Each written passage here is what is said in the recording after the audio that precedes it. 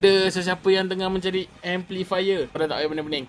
Aku ada tunjukkan dekat beg kuning satu amplifier yang multifunction, macam-macam kegunaan dia, geng.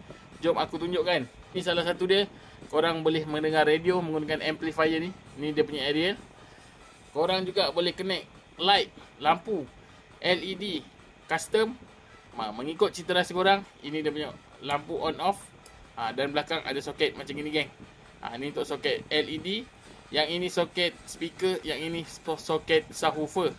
Didatangkan sekali dengan satu remote control ni. Jadi korang boleh kawal semuanya menggunakan remote control ni.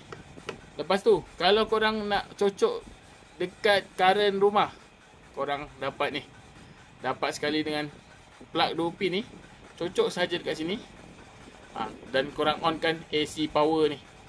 Tapi kalau korang tak ada plug rumah, korang nak bawa ke mana-mana, portable, korang boleh cocok dekat bateri. Ini dapat sekali dia punya soket ni.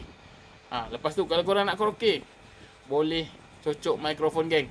Ada dua mikrofon punya cocok. Lepas tu dua mic volume. Lepas tu kalau korang ada nak set up untuk Android player ataupun korang nak set up untuk CD player, apa-apalah, korang boleh masukkan input ni kat sini. Tak lupa juga, geng, ada USB, ada memory card. Yang paling penting dia ada Bluetooth, geng. Bluetooth yang sangat cepat nak masuk. Kualiti buatan dia sangat solid, geng. Walaupun harga sangat murah. Macam gini, geng. Nampak dalam dia memang cukup berkualiti. Korang boleh tengok sendiri. Korang tinggal buat satu box, letak speaker, dan korang boleh mendengar lagu kegemaran korang menggunakan amplifier ni. Jom, geng, kita dengar bunyi daripada sound amplifier ni, geng.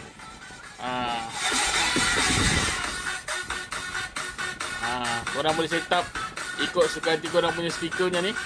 Aku set up ringkas saja. Macam ni, geng.